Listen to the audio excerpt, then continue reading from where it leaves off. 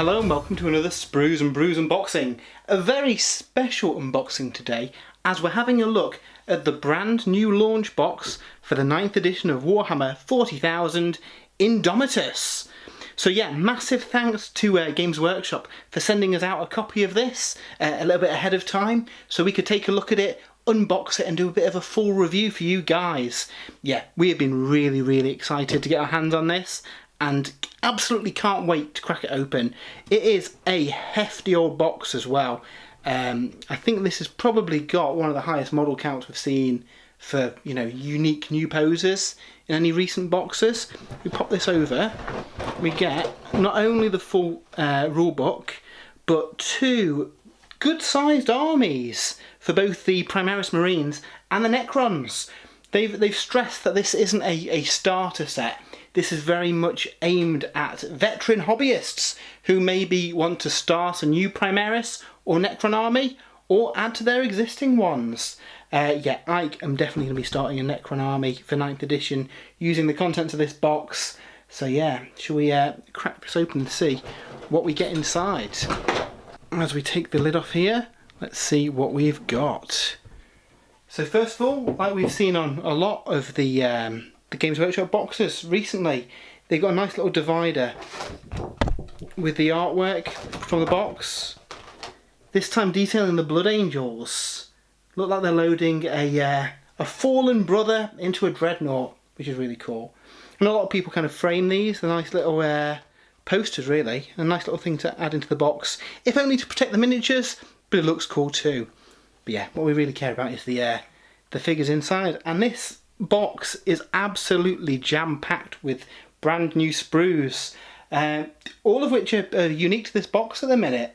So let's have a bit of a look to see what we get. So first of all, straight off the top, we have got the new Outriders, the Primaris Bikers.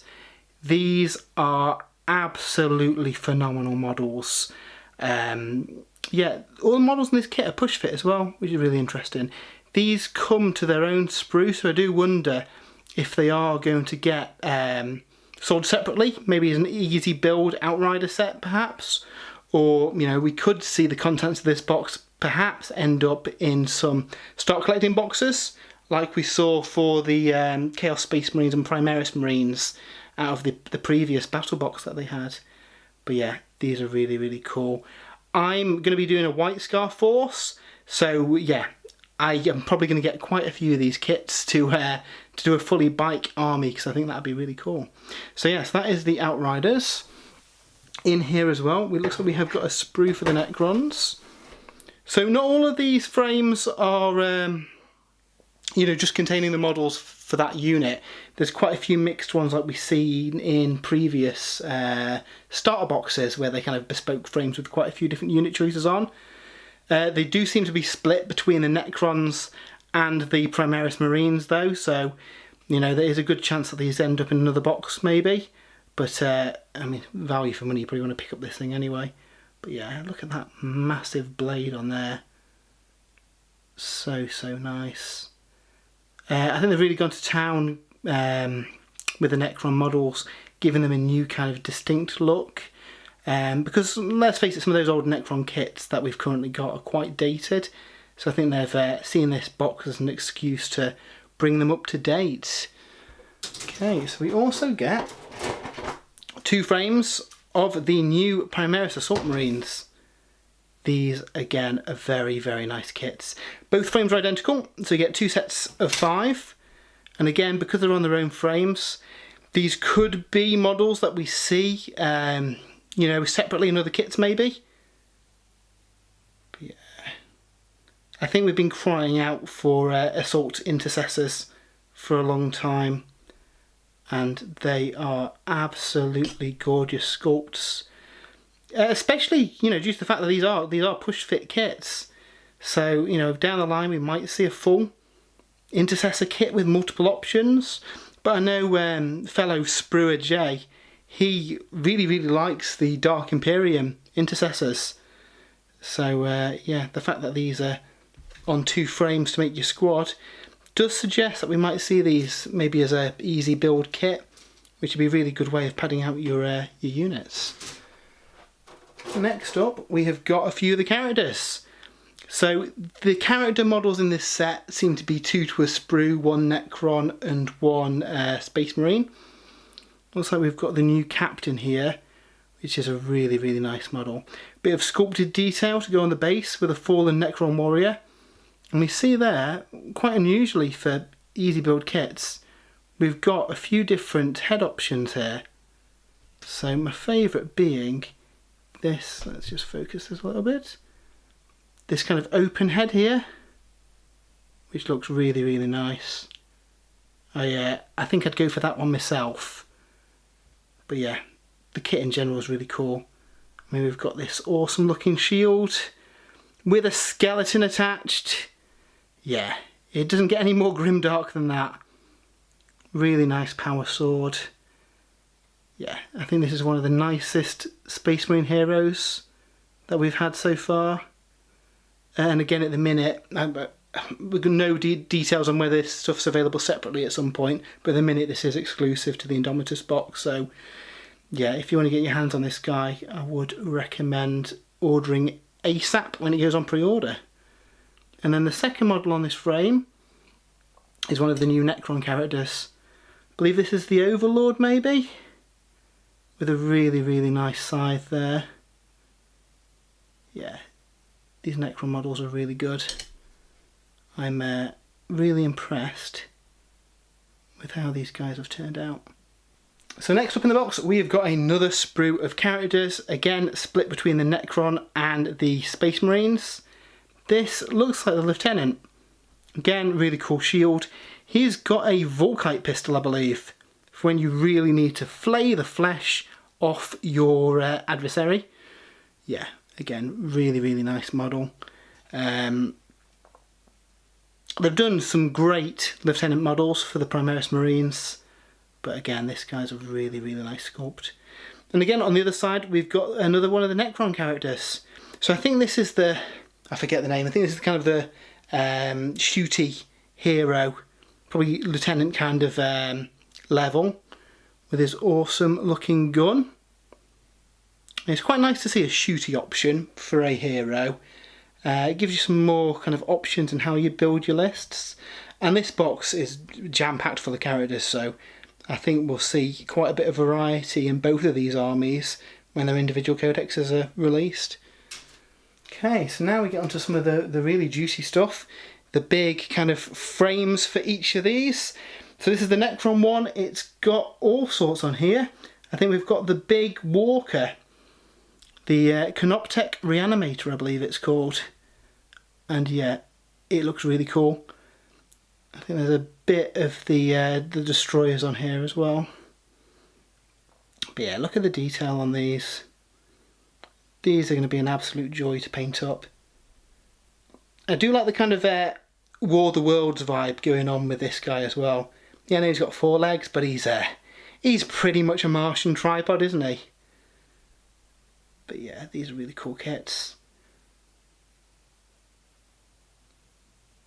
And a lot of detail for a push-fit kit as well.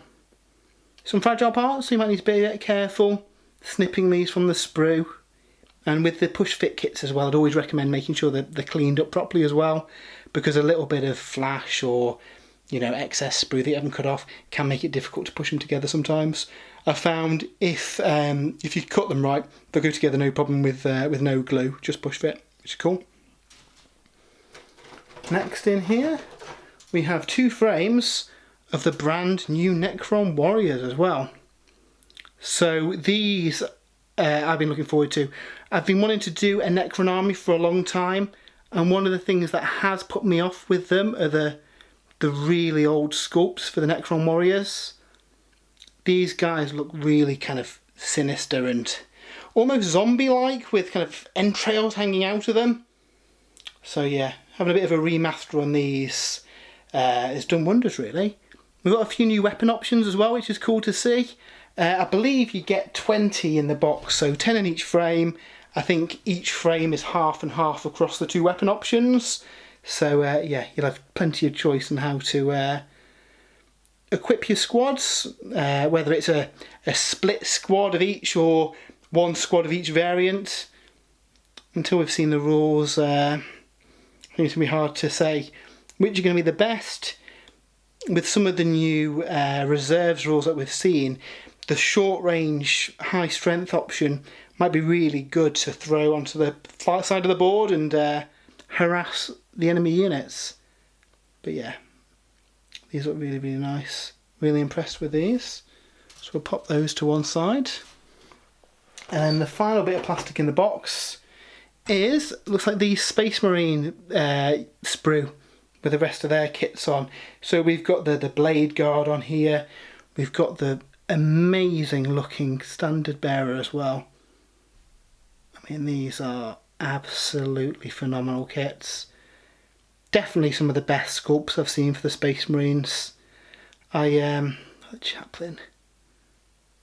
Yeah, that's amazing. I initially was thinking I'd stick with the Necrons, but the more I see of these guys, the more I want to do a full Space Marine force as well. And yeah, quite a few new weapons and options here that we haven't seen before in the Primaris range. So many cool little details on these. Yeah, I can see a lot of brand new Space Marine armies starting inspired by this box. Yeah, so that is cool. So, if we bring this back into shot, that is an absolutely massive pile of plastic frames. We've got what? 1, 3, 4, 5, 6, what about 8 sprues and then 2 sprues of characters. That is a lot of plastic. And if that was all that was in the box, that'd be really cool as well, but there is more to come. So if we slide this over here, we're going to get another little divider, just separating out the paper materials from the plastic stuff to make sure nothing gets damaged. Pop that open and we'll see what we get. So, we have got a nice little promo for Indomitus by Gav Thorpe. So I believe this is kind of telling the story of what has happened between Dark Imperium and now, and setting the scene for the return of the Necrons. And yeah, all the things that are happening in this set. So yeah, looking forward to reading that. I believe this is out at the same time as the box set. So yeah, looking forward to having a read of that. Okay, so let's open up this and see what we get in this pamphlet. So Edge of Silence. I believe in here we're going to get all the instruction manuals and the points values for everything. So, instruction manual. Let's zoom into this and have a bit of a nosy. So yeah, awful lot of models in the box, so there are in full instructions on how to put them together. Little breakdown of the bases and the transfers, which are probably hidden elsewhere in the box at the minute. Also really handy there, nice little guide so you know which size bases you're using. That's a really nice touch, I like that. Okay, so we have got the Primaris Captain. We've got a few variants of models as well. Yeah, I really like that Captain. It's a really cool model. Lieutenant, the Chaplain, and the Judica. So this is one of the new characters that we've seen in this box. He is really cool looking. Blade God Veteran, Blade God Ancient, and the Assault Intercessors. So far so good. Again, doesn't look too complicated to put this together. Really clear instructions as ever from Games Workshop. You certainly can't fault them with the assembly instructions they're putting out at the minute, with everything colour coded and really easy to follow. And then yeah, the bikes, they are so cool. Yeah, absolutely doing an entire bike force at some point. And then the Eradicator, this is another new unit. I think they're armed with long-range kind of melter rifles, so they'll be really cool to see. On to the Necron side of things. Again, really clear instructions. We've got the Overlord, the Royal Warden is the shooter character, the Plasmancer, and the Scorpec Lord. Really like this guy. Looks really brutal and imposing. Yeah, he's really cool. Then we've got the Scorpec Destroyers. So, like we said earlier, these are the new kind of variant of destroyers. Traditionally in the past we've had the floaty ones with guns. These are the scuttly ones with claws that are going to hurt when they hit you in combat. And yeah, really looking forward to painting them up because they look amazing.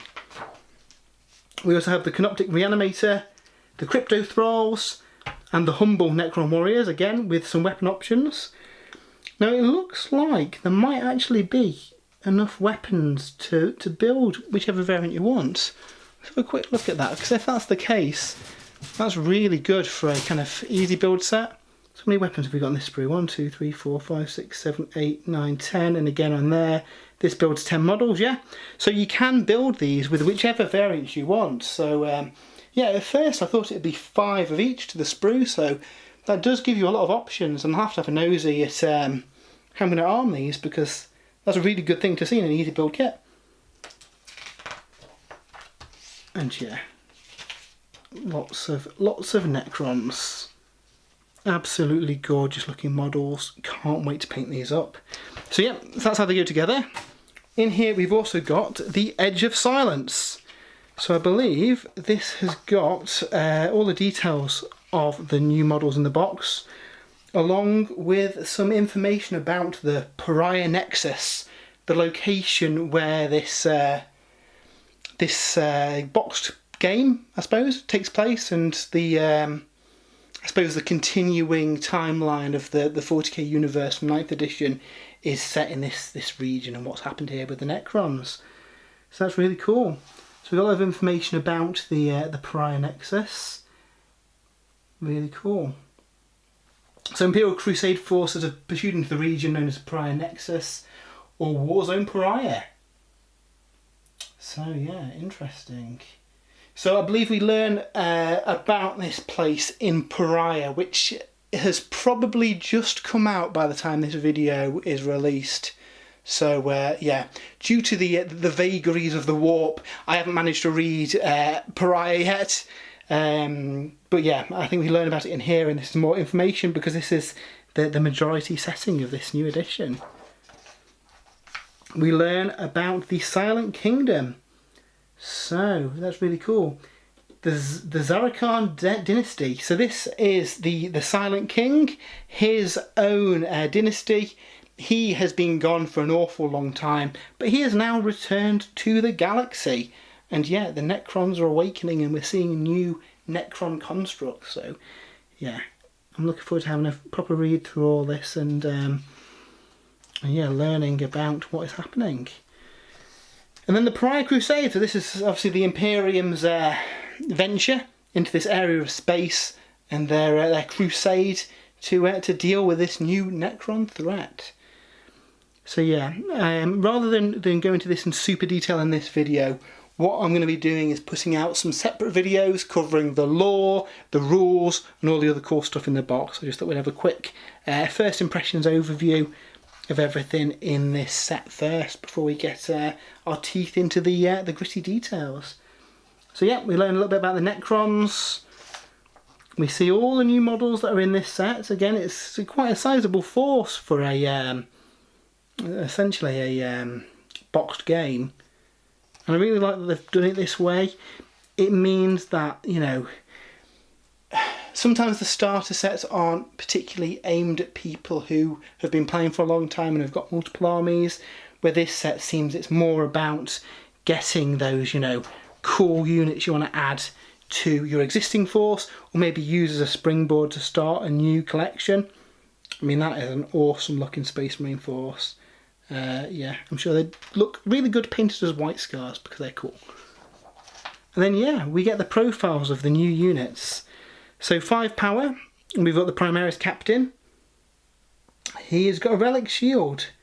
So it looks like on a 4+ with his Relic Shield, he ignores mortal wounds, and it also gives him a 2+ save as well. That's very nice. Yeah, he's really cool. Decent profile. Mastercrafted Power Sword, yeah, he's going to be battering people with that. He's got the reroll hit aura that you would find on a captain. Yeah, he's really nice. Next up we've got the Primaris Lieutenant. 4 power, tactical precision, so yeah, he's got the same reroll aura that we've seen for wound rolls. He's got a different shield than the captain, so it's just a storm shield, 4+ invulnerable save, and it also increases his save by 1. So 2+ save, which is really nice. The Neo Volkite pistol. That's cool. So 15-inch range, pistol 2 shots, strength 5, damage 2, which is really good. Each unmodified wound roll of 6 inflicts 1 mortal wound in addition. So that's similar to the kind of deflagellate rule that we've seen in the Horus Heresy. So that's a really nice pistol. I do wonder, are we going to see some more Neo-Volkite weapons maybe? Also, notice the way these are kind of framed, I do wonder if we're going to get kind of data slate cards, similar to the War Scroll cards that we get in Age of Sigmar. Primaris Chaplain, he looks very similar. In fact, it might even be the exact same profile as the Chaplain that we've got in the existing Codex. Gorgeous model. The Judica. So this is the new guy. He has got an absolute beast of a weapon with that Executioner Relic Blade. So this is guy swinging on what? Strength 7, AP minus 3, 2 damage. And each unmodified wound of 6 inflicts a mortal wound in addition. So there's a lot of extra mortal wounds coming through with these new models. They're really cool. And it looks like at the start of the fight phase, select one enemy unit within 6 inches. That unit cannot fight until all eligible units have done so. That's really cool. So you can kind of like point at a unit and essentially dictate the flow of the battle. So yeah, that's really cool. Awesome. We've got the Blade Guard Veteran Squad. So these guys are really cool. They've got Storm Shields. So again, 4+ invulnerable save, 2+ basic save, and they've got power swords. They are very nice. The Blade Guard Ancient, so he has got an aura. Add 1 to leadership of units well within 6 inches. In addition, roll 1d6 each time a model in a unit is destroyed. On a 4+, do not remove the destroyed model. It can, after the attacking model's unit is finished, either shoot with one of its ranged weapons or fight in the close combat phase. So yeah, so basically if people die within range of him, on a 4+, they get to either shoot or attack if they're in close combat before they're removed. Yeah, he looks really good. 5 power, really nice model as well. Then we've got the Assault Intercessors. I think they've got a fairly normal kind of Intercessor profile. They have got Astartes Chainsword, so they get an extra attack. As they're Astartes, they're going to get extra attacks for charging anyway. So these guys are going to get an absolute bucket load of attacks. Yeah, these are going to be really, really good. And then the Outriders, so the new bikes, 14-inch movement. These are really, really nippy things. 4 wounds each as well, so they're quite resilient with a 3+ save. If they charge, you add 2 to the attacks characteristic of models in this unit until the end of the turn. That is really cool, and I imagine that probably stacks with the standard Astartes rule as well, so yeah, they're going to get a load of attacks on the charge. And when they advance, they add 6 to the move characteristic instead of making an advance roll. So they basically, they always roll a 6, so these guys are advancing 20 inches. So yeah, that's really cool. Really like those models. And then finally, for the Space Marines, we have got the Eradicators. So these are the Melter Rifles, 24-inch range melter gun essentially, strength 8, AP minus 4, d6 damage. If it's at half range, you roll 2d6 when inflicting damage and discard one of the results. Total Obliteration. In your shooting phase, you can declare this unit will only shoot a single target. If you do, select 1 target for the unit. Models can shoot twice this phase, but only that target. So that's really cool. So if they're splitting fire, they only get 1 shot. If they want to focus fire, they get 2 shots each, so 6 melter shots at your enemy target is not bad going at all. So next we're having a look at the new Necron units in the box. The Overlord at 5 power. This guy's got a ridiculous 1 shot per game weapon. Strength 12, AP minus 5, d6 damage with 120-inch range. That is pretty tasty. And his glaive's really cool as well. I think a lot of his other abilities are similar to the ones in the current Necron books. The Royal Warden is a new character. So he's got a Relic Gorse Blaster, Rapid Fire 2, Strength 5, AP minus 2, 2 damage. And he allows 1 friendly Dynasty unit within 9 inches to fall back and still shoot or charge, which is really cool. We've got the Plasmancer. This guy looks really cool. So he's got a really cool gun, 18 inches, Assault D3, Strength 7, AP minus 3 and 2 damage, and yeah, a bit of a beast in close combat as well. What's really scary, there are special rules. So Living Lightning, at the start of the fight phase, roll a d6 for each enemy unit within 6 inches. On a 4+ to take a mortal wound. And then at the end of the movement phase, if he hasn't advanced or fallen back, he selects the nearest visible enemy unit within 18 inches. Roll 3d6s, each 4+ does a mortal wound. So nice little ability that causes mortal wounds to pick away at enemy units. Then we've got the big fella, the Scorpec Lord. So I mean, his base profile's really good. Made even better by his weaponry. So the Hyperphase Harvester makes him what? Strength 8, AP -4, 3 damage. Really cool. It'd be -1 to hit using that, but yeah, he's just going to annihilate things. And he also causes reroll wound rolls of 1 for friendly destroyer cult units as well. So that'll include the new Scorpec destroyers. And himself, because he is a destroyer. Yep, he's got 4+ invulnerable save. He looks really cool. Really like that guy. Speaking of which, we've got the Scorpec destroyers. Now these are an interesting unit. You have 3 of them and then an optional plasma sight on them. So the plasma sight, basically it's a bit of a gamble. So he can inject tinted energy. If it does roll a d6 on a 1, 1 Scorpec destroyer is destroyed. So that's really risky. However, until the end of the phase, add 1 to the strength and attacks characteristic of Scorpec destroyer models in the unit. So that's pretty cool.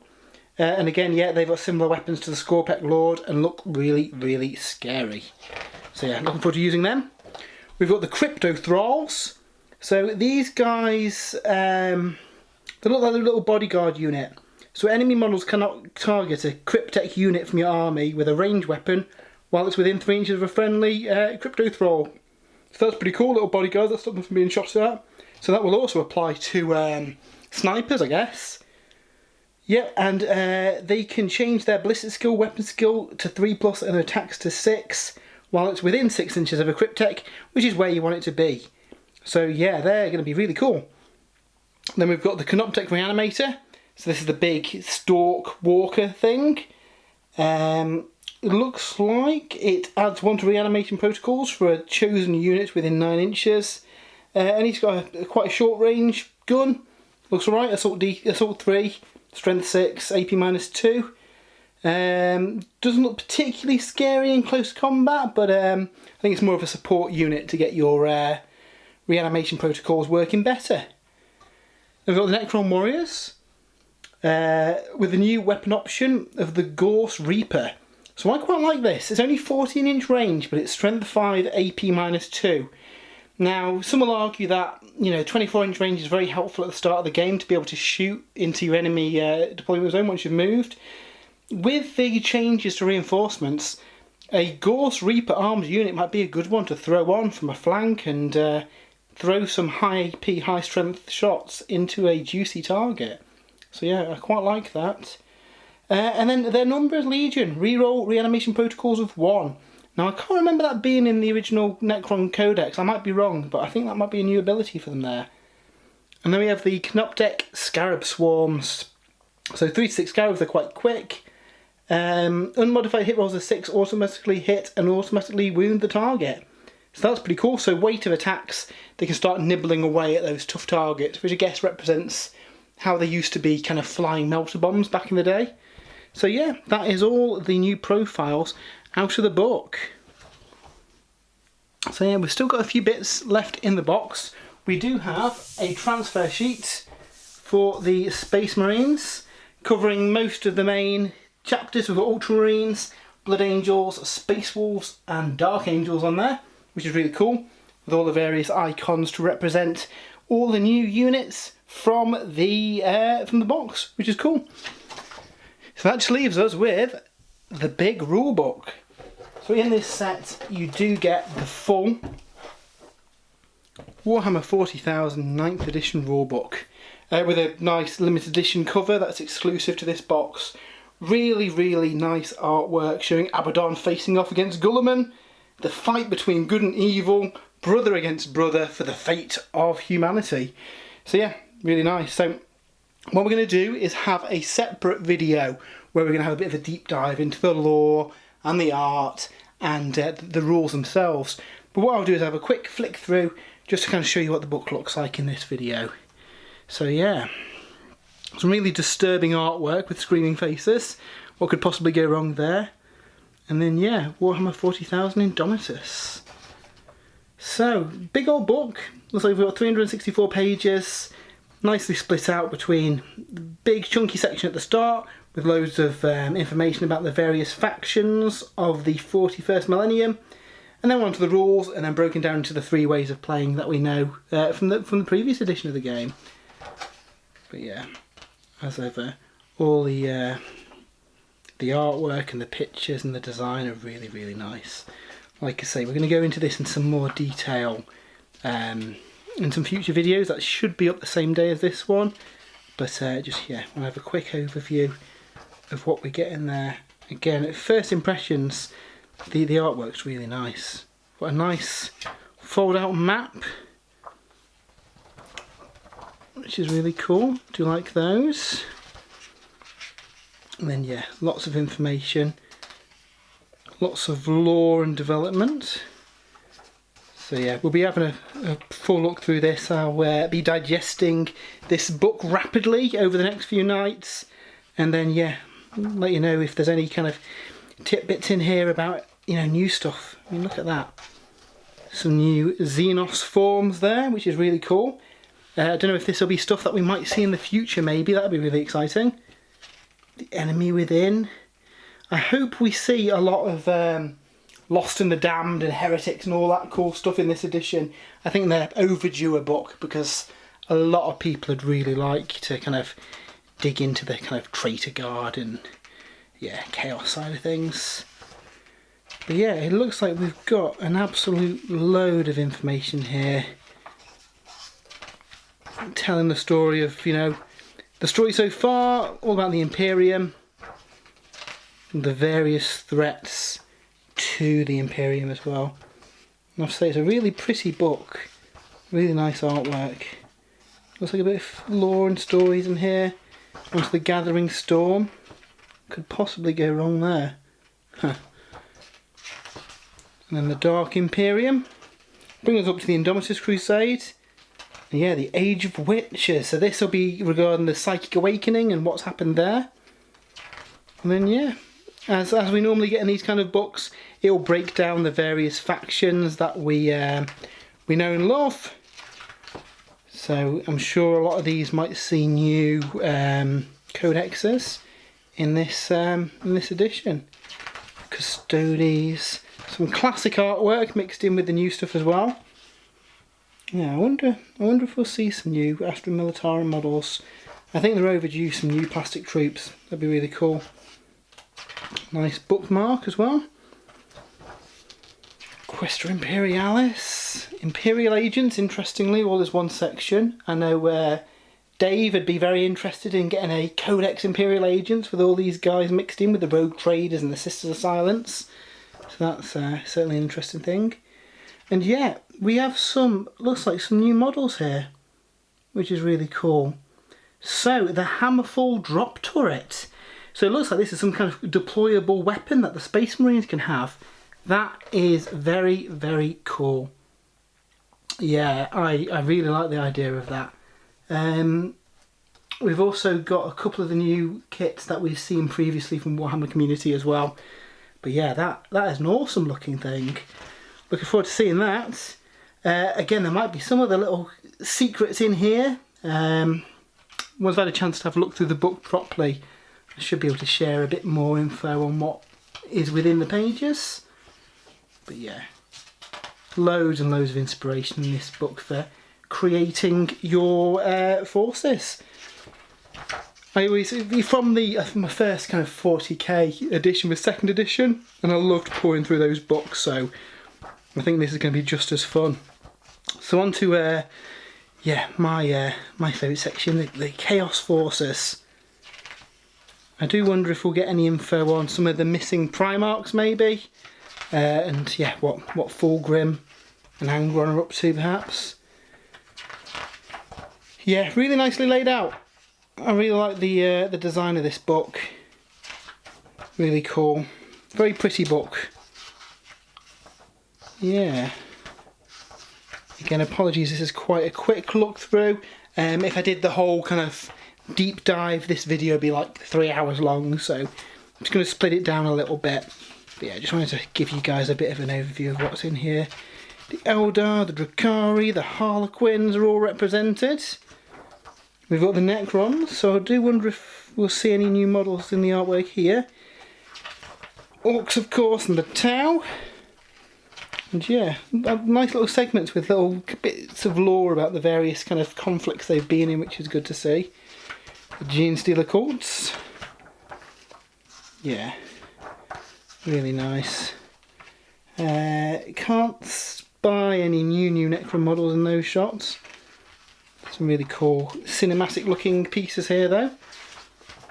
I think it's safe to say this has probably got the most kind of full spreads of photographs that we've seen in the rule book. Down to the rules themselves. So I believe in this book they've kind of broken it down so that there's blocks of rules and then bullet points to tell you kind of at a glance what you need to know, which is a really nice way of doing it. Again, I'm not going to look too much into this, we'll do that in the separate deep dive video. But yeah, it looks really nicely laid out. Slight change to the turn structure as well with the new command phase. But yeah, I think they've wanted to make this as clear as possible while also having the full rules so that there's no loopholes involved. Aircraft. Yeah, looks like it's going to be really kind of clear to follow from this. I know there was some kind of feedback online when Warhammer community started showing some of the rules, so it's good to see these easy to follow bullet points as well. So you have got, you know, if you want the full ream of text you can read through it, if not you just need to follow those red bullet points to kind of understand what's happening, which is really cool. So I know there's quite a few changes, we'll go into those in the other video. Don't think there's any massive changes though. I think the intent was to refine the rules rather than completely revise everything, invalidating your current collections. I know they weren't keen on doing that. So yeah, and then we get into the missions. Some basic scenarios. Obviously we've got some different minimum battlefield sizes. You can still use 6x4 tables if you want to. I think the idea these are based around multiples of the kind of the card based tiles that they do. So I do wonder if we'll see some bundles of maybe scenery and a playing surface, which would be really cool. So how to create an army, some nice looking Dark Angels. And then yeah, Battleforge Army. So this has had a bit of a change. Previously you generated command points by having your various detachments. That is now not the case. You get a fixed number of command points and then you can spend them to buy detachments. And I've noticed a few little changes to some. The biggest one I've noticed is the Supreme Command detachment. It is one Primarch, Demon Primarch or Supreme Commander, and it has to be your Warlord. So yeah, that's an interesting change. I think it stopped the spam of multiple characters. The benefit is you get one of the kind of core battalions free, which is really cool. And yeah, we get some info on stratagems. So we've got a few new stratagems as well. Emergency disembarkation from vehicles is now a strat. So yeah, you've got to spend command points to be able to try and bail out of your vehicle, which is interesting. And yeah, strategic reserves has changed quite a bit. So based on what battle round they come in, they can come from different table edges. They can even be in enemy deployment zone as well, which is pretty scary in the late game. And then yeah, actions you can do, a lot of those are around achieving some of the secondary objectives that are in this book. Big breakdown on all the terrain features. Again, we'll look into all these kind of in more detail in the future. A nice example of the types of different terrain that you get. And then some really good breakdowns of different types of battlefields, how much scenery to have, how sparse it needs to be. You know, we've got a nice variety there of different layouts. So, and obviously they will impact the game somewhat. And then yeah, everything's built down into mission packs. We've got an open play mission pack with the scenarios there. So these are going to be your most kind of basic ones. Your match play is what a lot of people are used to. So you've got different types of missions. We've got all the kind of suggested rules are within the mission pack, which is cool. We then get all the secondary objectives, and this will probably be a video of its own. You now get to pick a number of objectives that you can achieve during the mission. which means that it's going to be really close games. So it's not just the primary mission on the mission card that you want to try and complete. There will be stuff that you're trying to do as well, based on what your army will be doing in the lore. And they have said that there'll be more of those going forward in supplemental material, which is really cool. So yeah, loads and loads of missions, which is really good to see. And then a narrative play, which for this edition is, I think, what's going to interest us the most. I know we're going to do a lot of Crusade content over on the site, and essentially it's kind of an experience system. You start off with a small force, and over the course of your battles, your guys will get experience. They'll requisition more forces, and over the course of the campaign, they'll grow into a mighty army, developing different perks and maybe some downsides because they've been injured in battle. So yeah, it looks a really, really interesting system, and it looks like there's quite a lot of info in here. Again, I know that they're going to be increasing this in Codex content as well, so you know, I think we're going to have some lots of exciting things coming for the Crusade system. Yeah, really cool. Loads and loads of upgrades you can have, loads of relics, battle scars if you guys get wounded in battle, and a nice appendix just telling you all the stuff, and some example sheets for all your units and your upgrades and all your goodies like that. So yeah. And then the mission pack, all the agendas, and the Crusade missions. So yeah, really looking forward to playing Crusade. I think it's going to be a great addition to the game, and yeah, this is what's excited me the most about this edition of the game. It's good to see there's so many missions here as well. It's going to keep the games really varied, and yeah, have a lot of fun. And then finally we get a rules appendix. It breaks down all the weapons that I've got the new blast keyword, everything that's marked as an aircraft, and then some rules that don't come up often, that are kind of hidden away at the back of the book for those times where they may arise, so any unusual situations during the game, which is really nice to see. And then yeah, we've got a full rules glossary, so any of your rules that you need to look up during the game, they are all listed on here. So yeah, that is a quick look at the rulebook. Like I say, we're going to have a separate video on this at a later date. Probably will go up the same day as this, so I'll link it in the description if it is available now. But yeah, that is an overview of the brand new Indomitus box, the launch box for the 9th edition of Warhammer 40,000. So yeah, this is a phenomenal set. The amount of content that you get in here, so you know, we've got the full rule book, we've got those 2 armies. It's so many miniatures in this box. It's definitely one of the best sets I've seen from Games Workshop. At this point, I don't think we know the release date or the price yet. I imagine it is probably on pre-order very, very soon, and it's probably out towards the end of the month. I'll update this if we do get some more details by the time this video goes out. But yeah, it looks like an absolutely awesome box, and it's got me really, really excited about the new edition of the game. So yeah, we will be doing loads of 9th edition content on the website and here on YouTube over the coming weeks. So yeah, stick around. We'll be doing a full look at the artwork and the lore, and a deep dive into the rules, what's changed.